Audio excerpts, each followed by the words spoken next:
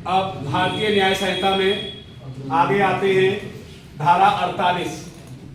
तो धारा 48 कहती है कि भारत में अपराधों का भारत के बाहर से दुष्प्रेरण। इसका मतलब समझिएगा कि कोई व्यक्ति अफगानिस्तान में है और वहां इलेक्ट्रॉनिकी संचार साधनों द्वारा यहां किसी व्यक्ति को किसी आपराधिक कृत्य के लिए दुष्प्रेरित करता है और उसके दुष्प्रेरण के फलस्वरूप ऐसा अपराध घटित हो जाता है, तो उसे कहा जाएगा कि उसने दुष्प्रेरण किया। भले ही वो भारत के बाहर था, उसने इलेक्ट्रॉनिक डॉक्यूमेंट के माध्यम से किया, लेकिन जब भी वह भारत में पकड़ा जाएगा या जिन देशों के साथ हमारी प्रत्यर्पण संधि है उसे लाया जाएगा, तो भारत में बिल्कुल ऐसे ही ट्रीट किया जाएगा मानो ये दुष्प्रेरण उसने भारत में रह के किया।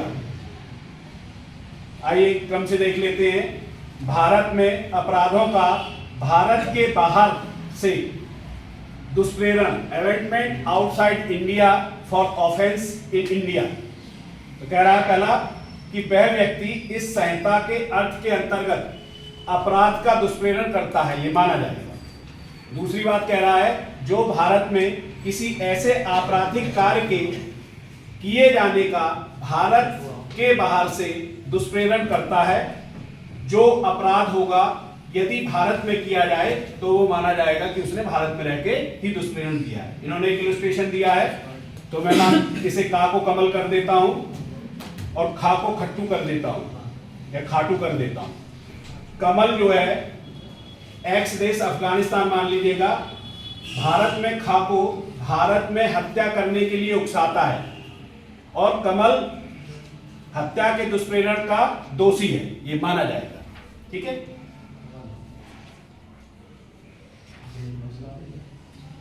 अब आता है धारा 49 दुष्प्रेरण का दंड क्या होगा।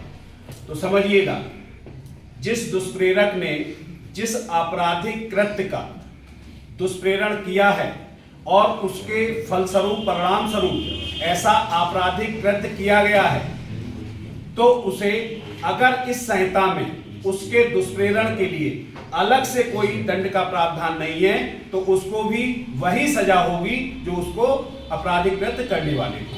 इतनी सी बात है। इसी को क्रम से देखते हैं। धारा 49 दुष्प्रेरण का दंड। यदि दुष्प्रेरित कार्य उसके परिणाम स्वरूप किया जाए और जहां की उसके दंड के लिए कोई अभिव्यक्त अलग से, अभिव्यक्त का मतलब है इस संहिता में अलग से प्रावधान नहीं है, उपबंध नहीं है। नंबर 1, जो कोई किसी अपराध का दुष्प्रेरण करता है, यदि दुष्प्रेरित कार्य दुष्प्रेरण के परिणाम स्वरूप किया जाता है, तो ऐसे दुष्प्रेरण के दंड के लिए इस संहिता में कोई अलग से उपबंध नहीं किया गया है, तो उस दंड से दंडित किया जाएगा जो उस अपराध के लिए उपबंधित है। मान लीजिए किसी की सजा अगर आजीवन कारावास है किसी आपराधिक कृत्य की, और उसका लिए उसने दुष्प्रेरण किया है, तो जो उसने दुष्प्रेरण किया है उसको भी आजीवन कारावास की सजा दी जाएगी, जब तक कि इस संहिता में उसके लिए अलग से उपबंध दुष्प्रेरण का न दिया गया। तो इतनी बात समझ में आई। इस तरह के प्रश्न आएंगे, इसको देख लीजिएगा। जैसे एक प्रश्न भी मैं पढ़ के सुना देता हूं। का एक्स देश में खा को भारत में हत्या करने के लिए उकसाता है, तो का दोषी होगा हत्या के दुष्प्रेरण का। ठीक है, इसका आंसर भी है ये। इसी तरह ये आएंगे क्वेश्चन। इतनी बात समझ में आई।